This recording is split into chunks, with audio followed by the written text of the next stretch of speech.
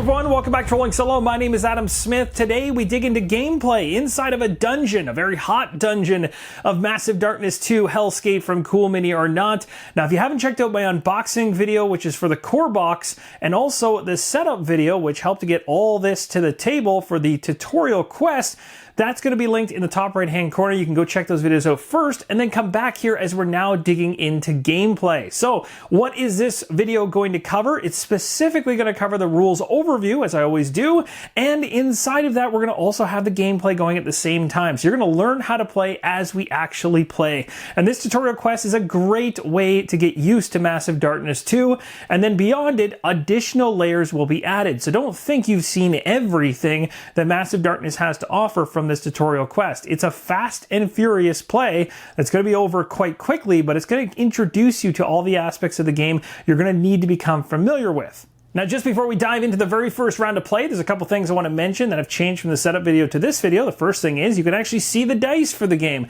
Now, these dice that I'm using are the fancier versions from the crowdfunding campaign.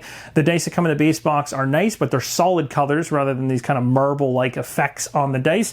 Now, the other thing to mention is I've stacked a number of tokens outside of game trays as well because they have conditions on the bottom, like treasure chests, healing wells, bear traps. There's a bunch of other tokens there. Make sure you have them in stacks so if you do get called to use any of them, you have them available. Now, an actual correction that I want to make from the setup video, which I did mention in the pinned comment and video description with an FYI, is the fact that this objective token in the bottom right hand corner should be on its black and white side, not the colored side. Now, as I mentioned earlier in the video, we are doing the tutorial quest here. It says, welcome to Massive Darkness 2. This quest provides newcomers a glimpse of the darkness that is to come. You're going to need a couple of tiles, which we've already gone through all the setup steps, so we'll skip past that. But the quest objectives are important here. Complete the objectives in order. That is our overall objective. We need to find the ritual scroll, which is gathering of the scroll itself. We'll talk more about where that is in a second. We also need to close the rift by destroying the rift itself, and it talks about how this works below in the special rules section. It says for the scroll, in order to close the rift, heroes will need the scroll, which is represented by the color side up objective token, which we know is inside of a chamber on the left hand side of the game map, and any hero may spend 1 MP or movement point standing in the objective token zone to gather the scroll, take the token as a reminder, and then all heroes get 5 XP. Now for closing the rift, which is the other objective we need to do afterwards, it says any hero holding the scroll may spend 1 action while standing on the gray objective token zone to destroy the rift. So that's the reason why it was really important that the other objective was on its black and white side, to make things correct and ensuring that all the special rules can be followed. That's it. Very simplistic for the very first tutorial quest. Things get more involved as you go along, but things are easy out of the gates. Now let's find out a little bit more about the backstory for Massive Darkness 2. In the decade following the Massive Darkness invasion, the Lightbringers became more than an adventuring group. With the amassed treasure they acquired from defeating the Massive Darkness, they founded the Lightbringer Company, a guild of heroes, adventurers, artists, researchers, warriors, and diplomats. Their mission was to bring the world together with strength of arms as a last resort. It has been 10 years, and in that time, their mission has met with sterling success, in no small part thanks to the patronage from the various churches and Empress of Krondar. The churches had quite notably failed to protect their flocks from the first Massive Darkness and were eager to be seen doing something, anything, to regain the people's faith. Krondar had long championed the causes of justice and equality, and though they are a small nation, the capital sits astride the world's most heavily traveled waterway and highway. It is called the Crossroads of the World for a reason, and what better place to found the Lightbringer Company headquarters and their new initiative. The Council of Krondar is a gathering of the heads of state and their representatives from across the nations. Their goal was to foster peace and understanding, provide aid and outreach, and protect the civilized nations of the world from the marauders, monsters, and other predators beyond their border that seek to destroy it for all the sake of chaos. For a time they were successful. tutorial, peace reigned, and for 2 shining years no nation battled another for territory or resources. No warlords arose from the bandit kingdoms, and even the monsters in the hinterland seemed quelled. Then the dreams began. Wizards, warlocks, witches, and sorcerers, anyone and everyone with a talent for magic dreamed of a world tipping over into a gaping hellish maw. Fire boiled the seas, ash choked the air, and every race from human to elf, dwarf to gnome, centaur to giant burned. This was no freakish event. This was no ripple in the ether. This was a premonition, a warning. The Prime Realm, as we call it, is but one of many that drift through the multiversal ether. On occasion, these realms intersect, occupying the same space in a different phase.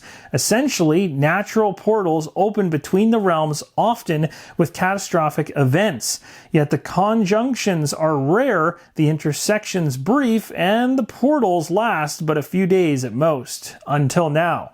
Demons and angels pour through new rifts, battling anyone and anything that crosses their path. The massive darkness has returned. And just like that, we are now ready to dive into our very first round of play in this quest tutorial. And a single round is comprised of 4 phases: the hero phase, enemy phase, level up phase, and darkness phase. We're going to go through the hero phase first, and inside of this phase, when you're playing solo and controlling 2 characters, I'm going to be able to choose which character I want to start. There is no first player token. Both of the characters have an activation token, which is on its blue side. It looks like this, and each character has it, and once they're done their turn, they'll flip it over.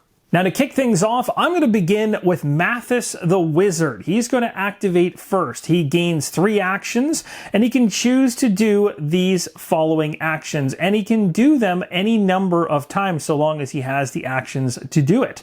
He can move, he can attack, he can trade and equip, he can recover, and he could potentially use a special action. Now we'll go over each of those actions more in depth as we play through, but it's worth mentioning that the class that the character is, in this case Mathrin is a wizard, he has a spell amulet that allows him to do attack spells or healing or benefits to combat and other various things that come out of the skills that he will eventually acquire and put into the amulet, leveling things up.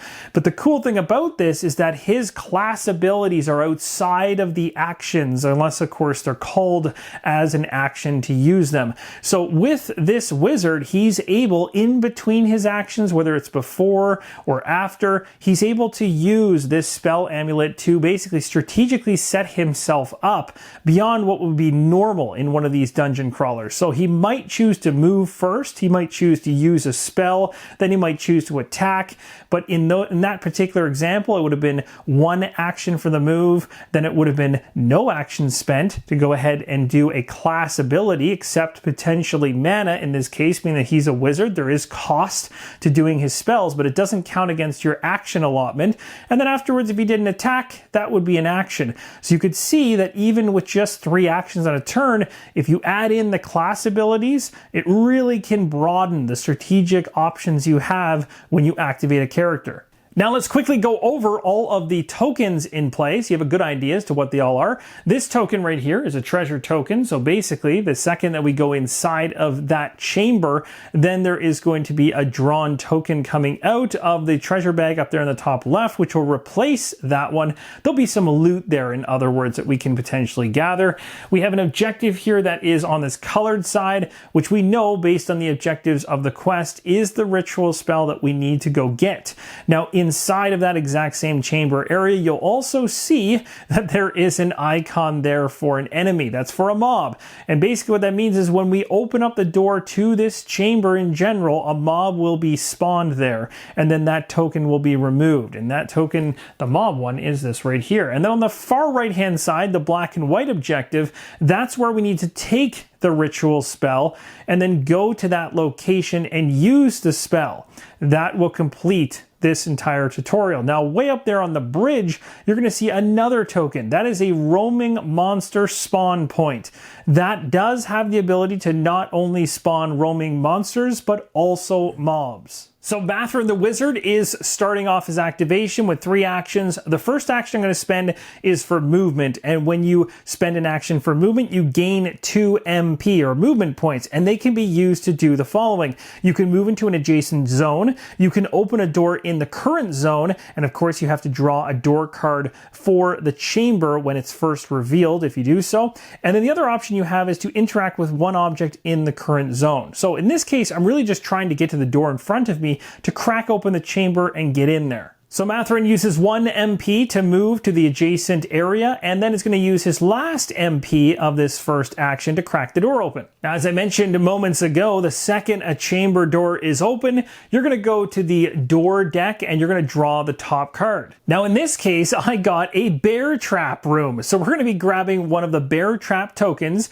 making sure not to look at the bottom of it because there is probably a nasty condition underneath. And we're going to place it in the very first zone, straddling the door inside the chamber if possible. Well, that didn't take long. I mean, right out of the gates, cracking the door open, and there is a bear trap lying right in front of the doorway. Now, when a door is opened to a chamber, there's 3 things you need to do. The first one we've already done, which is to draw and resolve a door card. The second thing is to spawn any enemies. And we know that there's a mob up there because we have a mob token in there. So we are going to go ahead and remove that token, draw a level card appropriate to the highest level character that we have in play right now. Both of my characters start at level 1, so we're going to the yellow mob deck. Well, that ended up being a very thematic pull out of the pile. We have some fire entities, and you can see values on this card for each of them in terms of their individual health, their defense values, their special abilities at the bottom, and any treasure tokens that need to be placed on the card. So once you've gone ahead and drawn your mob card, you're then going to go to the mob item level decks, which are across here, and you're going to grab a card that matches the same level. So in this case, it's a mob item level 1 to 2. Flip it over. You can take a look at it, but it's actually going to be slotted underneath the mob. The mob is essentially carrying this weapon, and it's actually the leader of the mob that's holding it. Now, an actual mob in and of itself is basically a group of enemies in a pile or in one area, and it comprises of a leader who's holding that mob item, and then there's also a number of minions, and the number of minions is equal to the number of heroes in play. So in this case, we're bringing in 1 leader and 2 minions. Here's a closer up look at the item that the leader of the mob is carrying, but we're now going to slot this thing underneath. So going forward, this mob now gets the ability to take advantage of that yellow dye that the item provides when it's making its attacks. The last thing you need to do for the mob card itself is take a look at the top left-hand corner and see whether or not there are any treasure tokens that need to be placed on the mob. Some of them are going to have a fixed treasure on them. You will see this later on. But as of right now, this is just a pull from the treasure bag. And you know this based on the icon in the top left-hand corner that matches the icon on the yellow bag. Go into this bag, which you comprised full of common items and 5 rare items. Give them a shake, don't look, reach inside the bag and grab one and pull it out. In this case, I got a common one. So when we kill this fire entity mob, we're going to be able to not only take the item that they're carrying and using against us, but also be able to go after a common treasure too. At this point, we can discard the mob spawn token inside the chamber and place the leader and the 2 fire entities. And just like that, we have some action going on inside the chamber room. It's not going to be as easy to grab that spell now. Now you remember that there were 3 things you need to do when you crack open a chamber door for the very first time. The first one was to draw and resolve a door card. We did that. Second is to spawn enemies as applicable for the chamber, which we've done. The last thing is to place any treasures. And of course, in this case, we do have a treasure token here. So we're removing that treasure token, going to the treasure bag, drawing a token and placing it in that area. I ended up drawing a common treasure from the bag, so we placed it in that zone. There are 5 rare treasures in there. I would have loved to have gotten one. Maybe later on we will. So heading back to Mathrin the Wizard's turn, he's got 2 actions left, and we're likely going to do a move here in a second. So I want to talk about some of the other actions I could choose from. I'll skip on talking about the attack action because you're going to literally see that pan out, and I'll explain the aspects of that very soon. The other actions that I'm not going to probably do right away are trade and equips. You can activate the hero zone for all heroes in that zone to freely trade and equip items. So you can basically have a big old trade show and tell session right there in that zone. The other action you could potentially take is a recover action. You can gain up to 2 health or mana in any combination.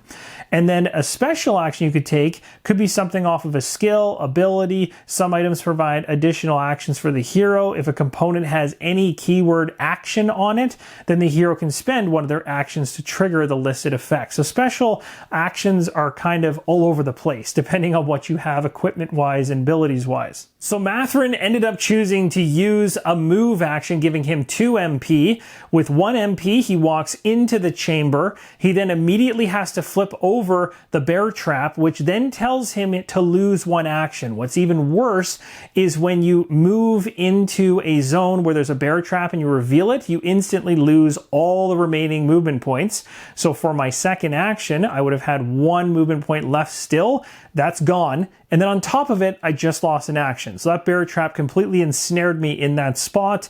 There is a treasure in here, but I can't get it just yet. And I don't have any remaining actions to spend. Now, a couple other things you can do during your activation would be things like discarding this health potion in order to heal. Does not cost an action. So if I needed to heal up, I could do that. If there's something on the amulet that I wanted to try and trigger, I could. I'm going to talk about this more in depth when we get into combat, because 3 out of the 4 abilities on this thing are talking in terms of keywords about attack and combat. So they're all going to be in relation to attack actions happening. But this one at the very top for healing, if the amulet, instead of pointing down here, was pointing up here, and you can do this at any point in time during my turn, I could choose in between my actions here with Mathis, whether it's before, after, whatever, I could go ahead and spend mana to turn or rotate this arrow. So for every mana spent, I turn it clockwise 1 position. If I want to get it up here so I can heal, I'm going to spend 2 mana to turn it all the way around, and then 2 more mana to heal 3. So in certain situations, it'll be worth using that dial on the spell amulet to make use of heals, for instance, which are definitely going to be handy. Also on your character, you're going to want to keep an eye out for the shadow ability. Again, it's only going to come into play if you have to be doing attacks in a shadow zone. If you are, then if you roll that face, that is the benefit you're going to gain. You also have a special action right on the character card itself. So instead of doing the 3 actions I chose to do, I could have taken this action in order to gain mana back, which, as you can see from what I just explained about the spell amulet, is pretty important when you start burning mana like crazy as a wizard to use that spell amulet. You're going to want to replenish things. And we'll come back and talk more about this, as well as the leveling and everything else that I haven't covered for Mathrin in later turns. For now, we're going to flip over the activation marker. Turn is done. Let's head over to Sir Ronan. Here's a look at the loadout for the Paladin. Again, things are pretty basic at the beginning. I have a rusty sword that allows me to do 1 reroll when I make an attack with a yellow die. We'll see attacks later. Defensively, 1 blue die. This actually lines up very closely to what the wizard has as well in terms of their options, although there's a little bit of a difference with the special ability between the rusty sword and the wooden staff. We'll talk about that when we get into combat. But on Sir Ronan's card, the attack here when he does it, because again, he's a paladin, has lots of armor just by nature, even if he's not equipped with any real heavy armor in and of itself, he's able to block any detrimental wounds that are coming through. Those claw marks basically go straight through any kind of armor that you have and are immediately applied as damage, but he's able to ignore 1 of them during an attack. Pretty good.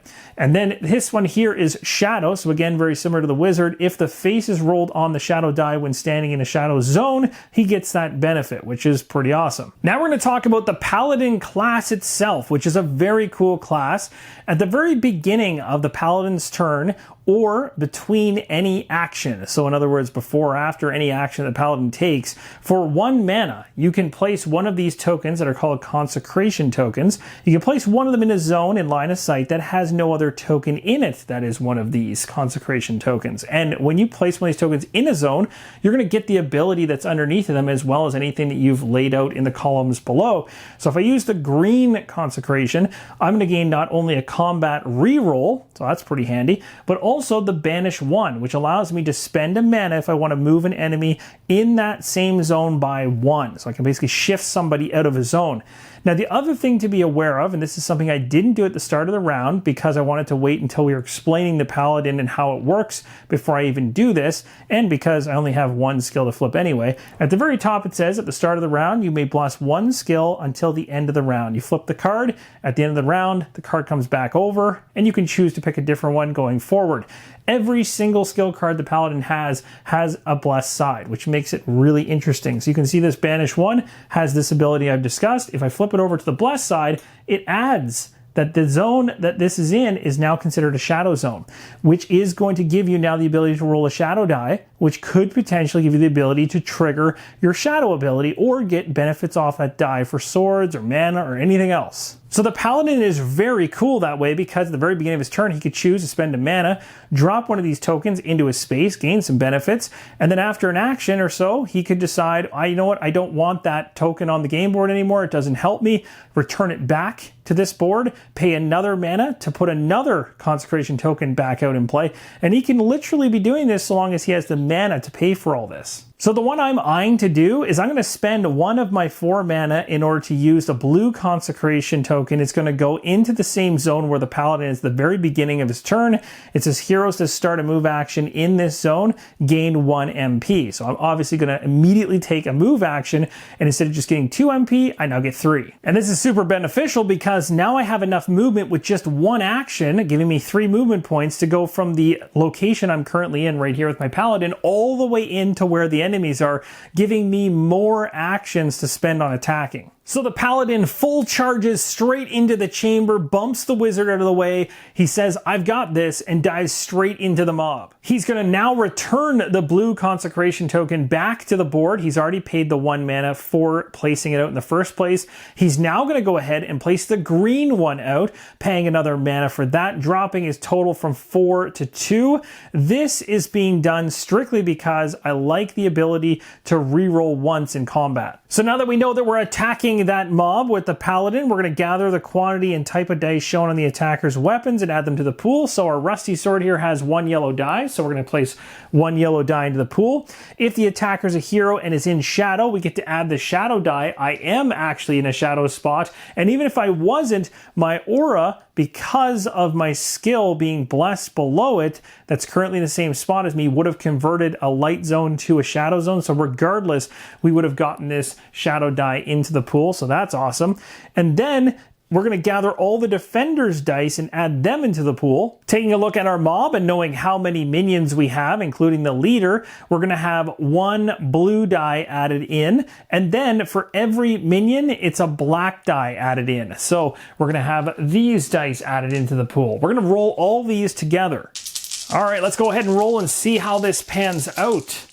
Got a couple rerolls too, which is good. Oh, it's actually not a bad roll. So now with this roll, it's pretty good because I have 2 rerolls to use. I'm pretty happy with those 2 dice. There's absolutely no point in rolling the defender's blank result. That's good. And there's no point in rolling this one because it's a blank result. I like that. So we might as well roll this one and hope that we can change the results. This is very similar to what people might be used to in Cthulhu Death May Die, where you can use your rerolls to not only influence your rolls, but also the enemy's rolls, which is pretty cool. So, and you can re-roll the same die multiple times. I have 2 rerolls, so I could choose the same die to reroll twice, trying to get rid of the nasty effect that's hit me. So let's see. There we go. So I got it. Now here's the thing. I could use the other reroll and get greedy to try to get a really good result off this die. I could even choose like the shadow die here and hope to get like a 3 or 2 or something else to trigger. I probably wouldn't do it on this one here. So let's do it on the shadow die. Let's give it a shot and see. Is there any blank sides on the shadow die? There is none. So I guess that's the benefit of rerolling that one. So let's go ahead and see what we get. Oh, we lost a hit, but we gained 2 mana. Well, it's actually not bad because you can only gain as much mana back as you have the availability in terms of your maximum to carry. So I have 4 on my paladin, but I only have 2 remaining right now because I used 2 to goof around with the consecration tokens. So getting 2 mana back puts me right back up to 4, which is great. 1 hit does get through, so we take 1 heart and put it against the 3 that we need to kill the first minion. So you'll see up in the top right hand corner of the mob card the health value, and it's 3 for this mob, and that means 3 health for every single individual minions and the leader in order to kill them all off. And any runoff damage you have beyond, so if I was to get, say on the next attack, 3 damage through, I would put 2 on there, be able to wipe away and kill 1 minion, and the other damage would start counting towards the second minion I'm trying to kill. Now, just before I go ahead with my third action and make my attack to try and hopefully kill off one of these minions, I want to talk to you about the dice pool and how it's built. Now, we've already talked about in terms of what dice are supposed to be in there for the roll, but I want to talk about it thematically. So first off, inside of the game rules itself, it tells you that when you have a leader, the leader is the one thematically holding the weapon. Now, in this case, the leader's weapon means nothing because they're on the defensive right now. So basically, you can think of the defensive die that's present on the mob card as being basically the leader's defense that it's adding into the pool. The other black dice are representative of the minions. So you have a black die per minion that's part of the mob, and that represents the 3. So if I can kill off, and again, you always kill off minions first once you get to that damage threshold before you get to leaders, a leader at the very end. There's only ever 1 leader in a mob, but you're going to cut through the minions first. Every time you cut one of those minions down, one of these dice then leaves the pool, making the next attack a little bit more advantageous for you. So that's how it thematically builds up. So let's go ahead and roll this off. Hope for good things. We got 2 rerolls inside of this one as well. Let's see how we do. All right, so we got a blank there. Happy with that. These are the ones we resolve first, and of course I have my rerolls I can do right out of the gates. I got a crazy amount of damage there. That is awesome. A great roll off the shadow die. So I'm going to use my reroll on this to see if we can knock one of these off. And we do. And we're going to use another reroll for the other one. Come on. No. Okay, so one of those is going to get through, so let's resolve that first. So we have to go ahead and resolve the 1 hand symbol that I did roll. So you'll see right on the mob card, it says during combat, if you get one of those hand symbols, the ability is going to trigger, and that ability is to add 1 fire condition, this thing right here, onto the attacking or defending hero. So it's an attacking hero in this case.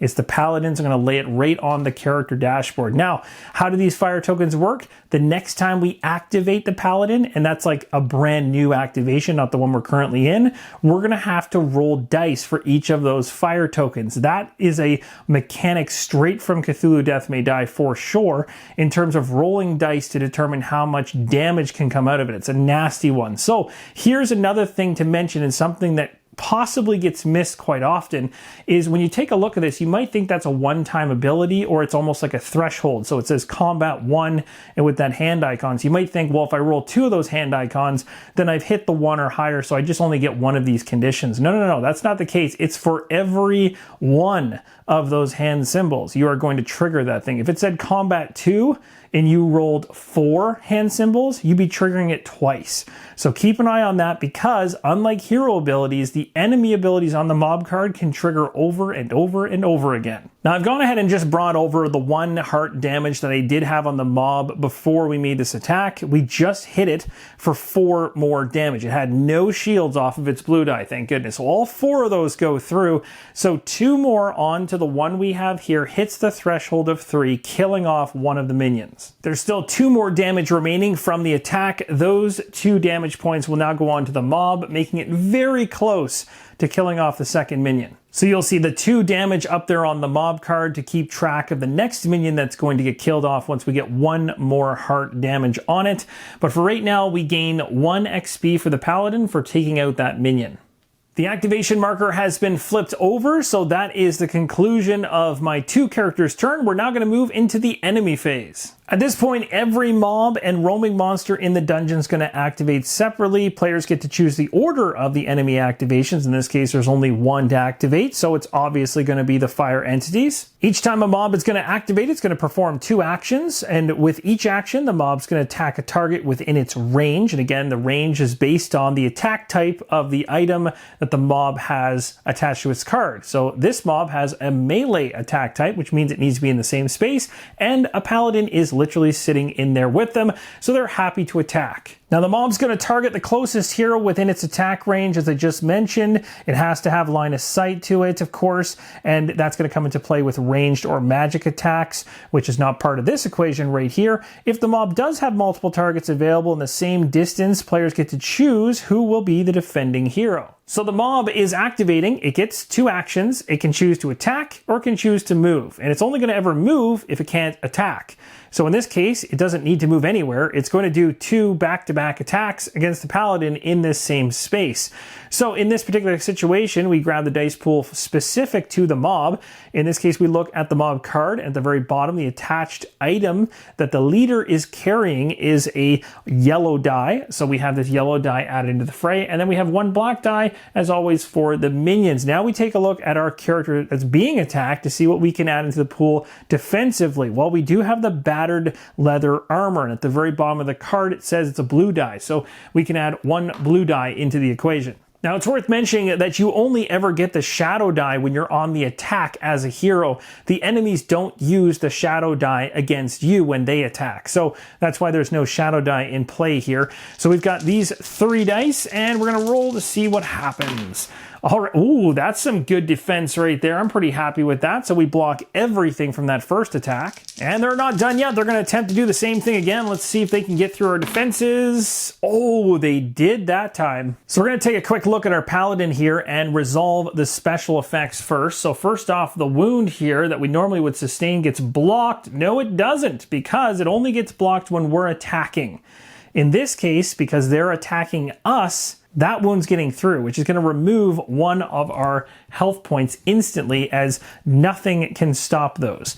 The next thing that's going to happen is we're going to be triggering that hand symbol, which again we know is going to add another fire condition to Sir Ronan. And now we take a look at the yellow die. The yellow die is going to throw 1 damage at us. That was not blocked by our battered leather armor, so that's another point of damage for the paladin. And the mana that's rolled is not collected by the mob. They don't use it. The third phase inside of a round is all about leveling up. That's right, every single round you're going to check to see if you can level up to that next level. There are benefits to this in terms of gaining a new skill, which then in this case for the wizard would go on the spell amulet. For the paladin, it would go into one of the columns for the consecration tokens.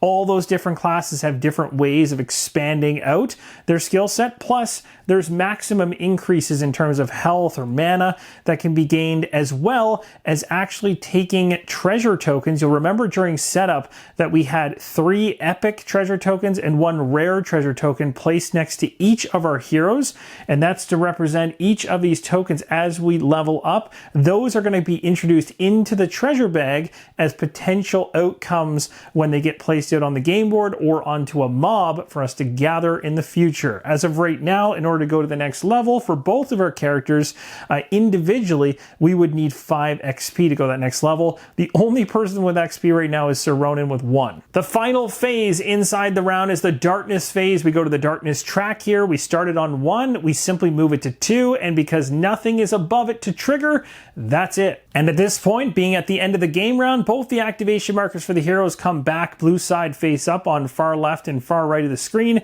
You'll also see the 3 epic treasure tokens I was talking about and the 1 rare that is situated just above the character dashboards that again come from the leveling up phase when we actually get a chance to do it. At this point, we're running right back into a new game round. This time around, I'm going to start things off with the paladin instead, and you'll also notice that one of the consecration tokens is still on the game board. That is a-okay. Those things can stay in play so long as I don't want to take them back. You can freely take them back whenever you wish.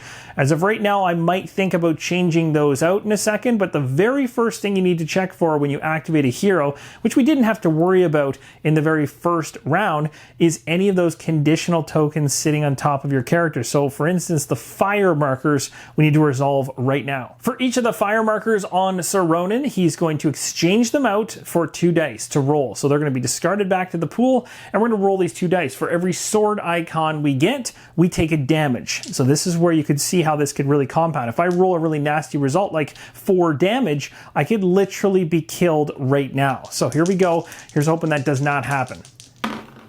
Okay, this time only 1 damage getting through, but that's knocking his health from 4 down to 3. He is officially halfway dead. All right, so the very first thing I'm going to do is to attack, of course, with my first action. We got a shadow die because we're in darkness. We have a yellow die for the rusty sword, blue die for the mob leader, and then 1 for the minion in defense. Here we go, and we've got our rerolls as well.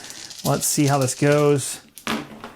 Okay, interesting. So we got ourselves 1 shield, 1 sword. I don't like that. I kind of want to reroll the shadow die, to be honest, because that's going to probably net me the best results if I get some swords. Okay, what does this do for me? It says, if I was to leave it here, the shadow ability for Sir Ronan says, every hero in a consecrated zone performs a free recover after this combat. Ooh, that would be good. That would allow me to heal. So maybe, I only need 1 damage to get through to kill the next minion because I already have 2 damage on it. So maybe let's use the second reroll to get rid of the defense. Hope that that works out. No! Okay, so our attack is going to be a wash. So that wasn't too bad. Hopped up to 5 HP. I was at 3, so that's not bad. Although I really wanted to kill that minion. We're going to go into the second action, which is going to be an attack. No dice pool change whatsoever.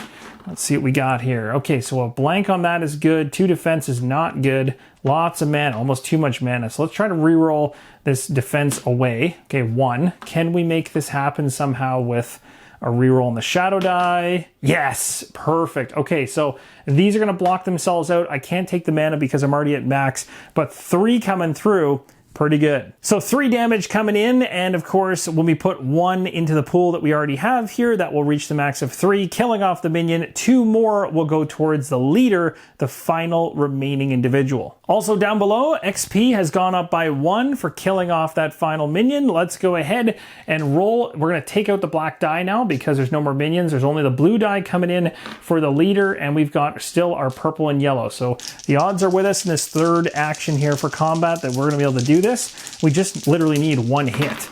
So that is not how you do it.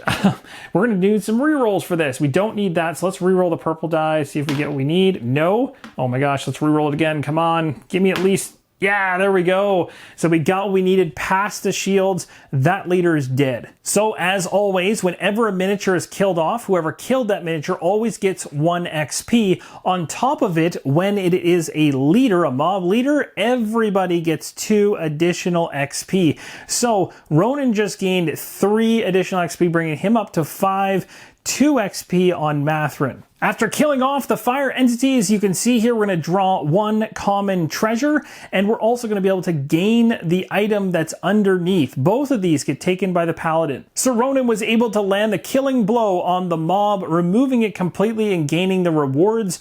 The one on the right was the one that was revealed and slid under the mob card, so that is now the paladin's to place on his character if he wishes, or in his inventory. So we will place that before we get into the next round in the left-hand position, and the strength potion is going to go in the backpack or bag. That comes as a result of drawing for the treasure token that was on the mob card. Now the treasure token itself, after you draw the corresponding treasure type, which was common in this case, you're going to take that token, you're going to place it back in the treasure bag. It's not discarded. Activation marker has been flipped over for Sir Ronan. We move over to Mathrin. Mathrin's currently in a zone literally with some treasure, common treasure.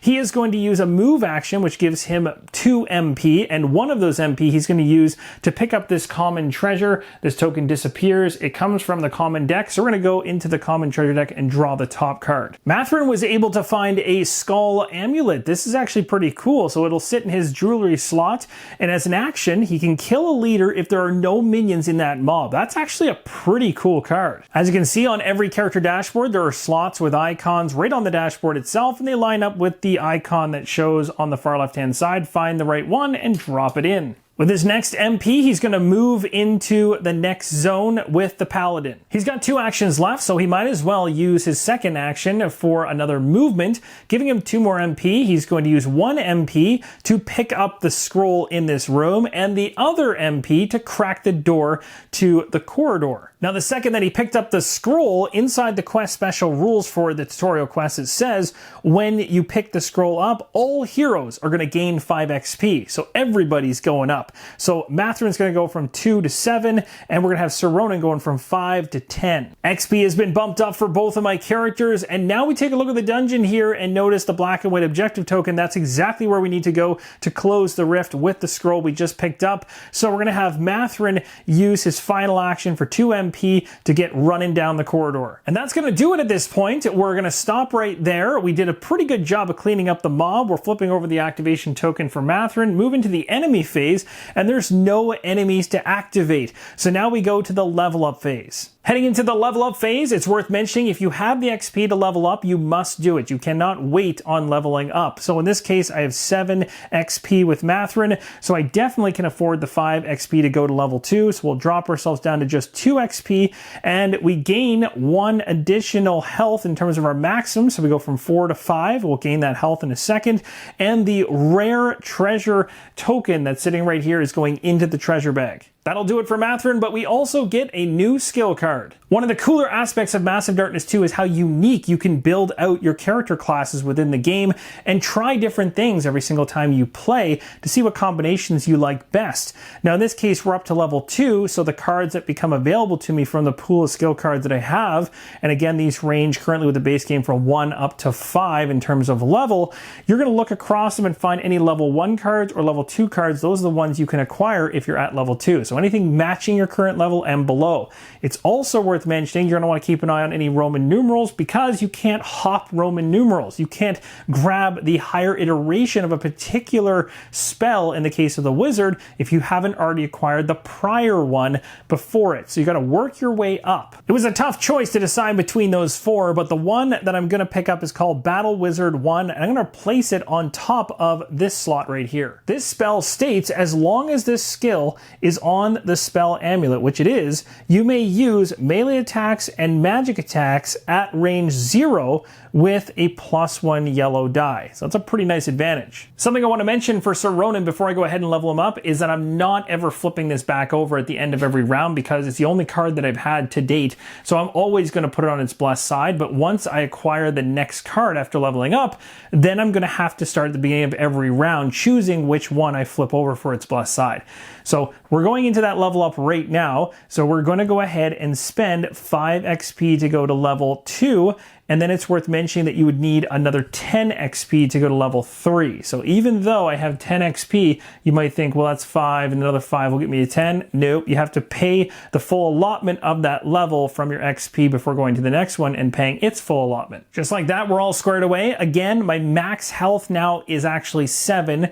The one I just gained from leveling up just went in to fill one of the holes that I already had in my heart from prior damage. So I do have the ability to heal up to 7 later on. Here are a look at the level 2 or level 1 cards I have access to when I'm choosing my skill. I have choices to make. So I've decided to go with Echoing Hollow, and that's because this ability here that comes standard with the red consecration says here, heroes that start their activation in this zone may heal 1, but by putting this Echoing Hollow in here, now it's going to affect 1 other adjacent zone as well. And how you distinguish this, based on the card right at the bottom there, it states you'll place your token in between the 2 zones, and it's going to work for both of them. We now head into the darkness phase where this is going to move up the track to the roaming monster position. The level 1 to 2 roaming monster we got is an undead queen. I've also gone ahead for the top left icon that says we grab 2 tokens from the treasure bag. We got a rare and a common, plus there's what's called a fixed treasure token below it. You do not grab anything from the treasure bag for that. It's just a guaranteed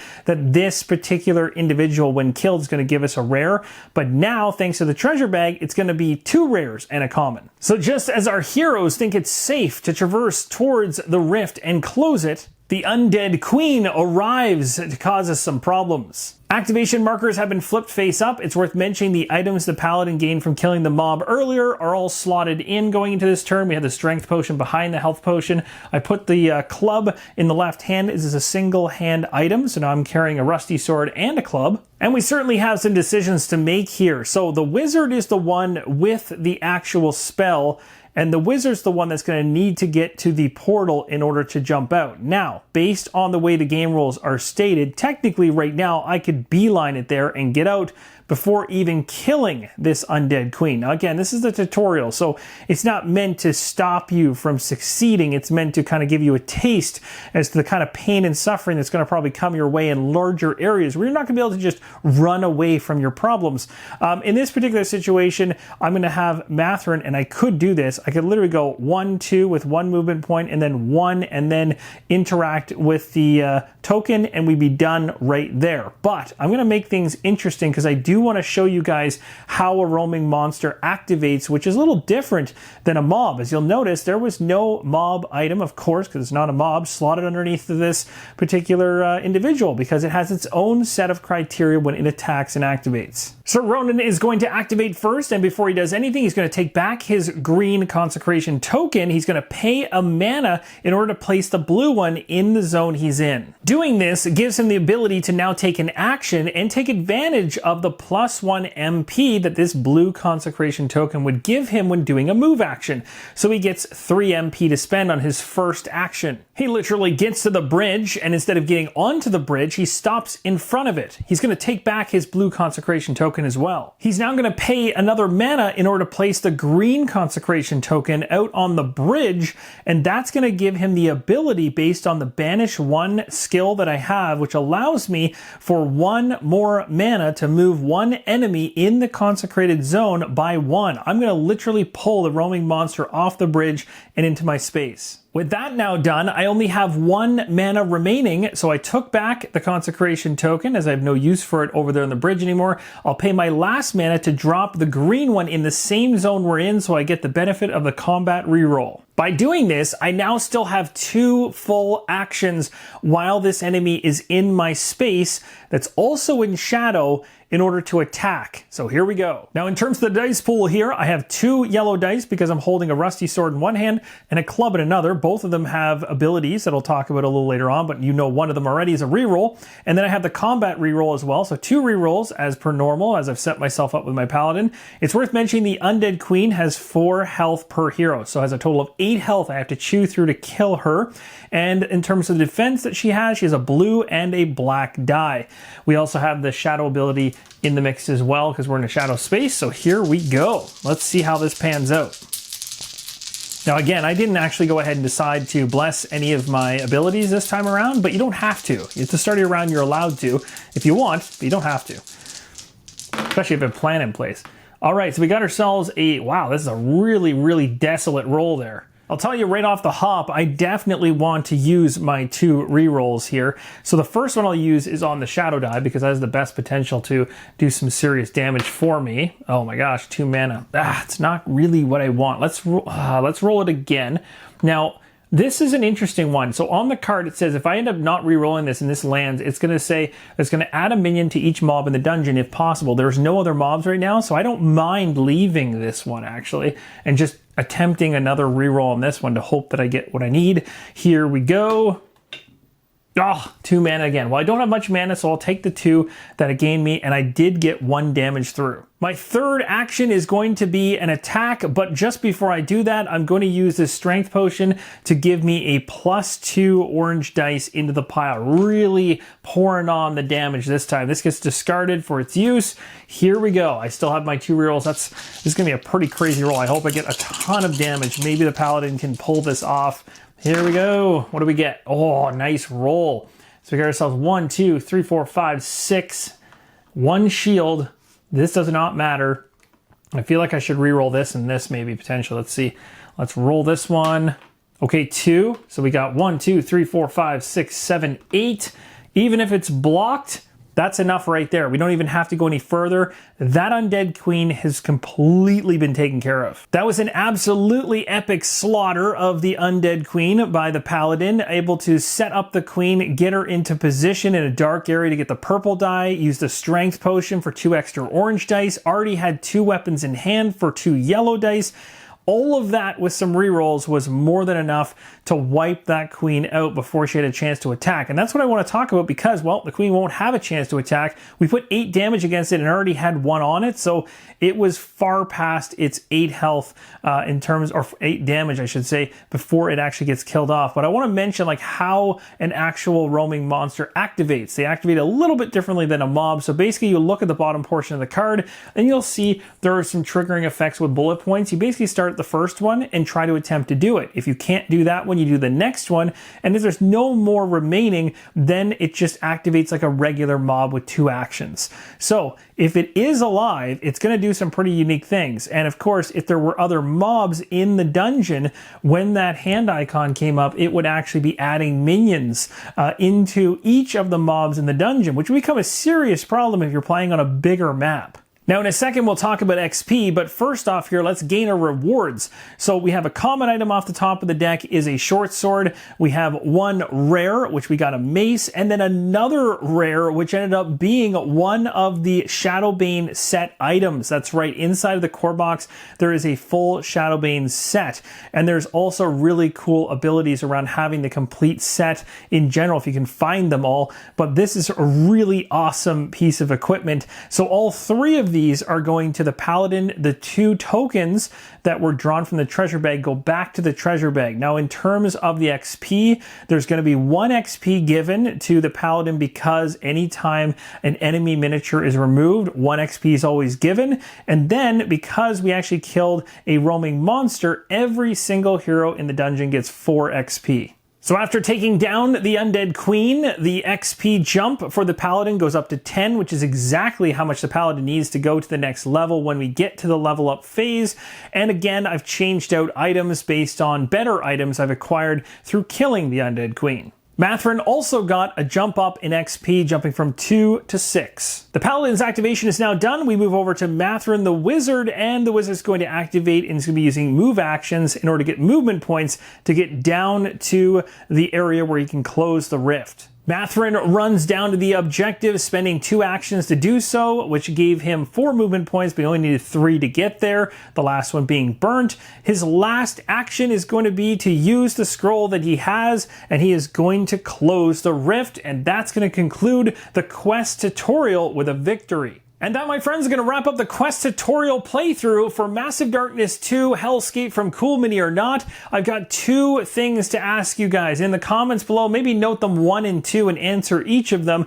The first thing I want to ask is, do you want to see right away another one-shot scenario from the Massive Darkness 2 core box, but on a bit bigger of a scale? Do you want to see one of these scenarios that maybe has 4 or 6 tiles inside of it, so you can actually see the game played out a little bit better and also get into the groove a little bit more? As soon as we got into a groove here with the tutorial, it pretty much ends. That's kind of the point of a tutorial, to get you hooked and want more. And that's what I'm wondering. Do you want to see a little bit more about how the game evolves as you go through a larger scale dungeon? As you can see, some of the abilities we ran into, like for that undead queen, couldn't really come into effect. Now, granted, I was able to absolutely destroy her, but if we were in a larger scale dungeon, maybe that wouldn't have been so easy by the time we ran into her.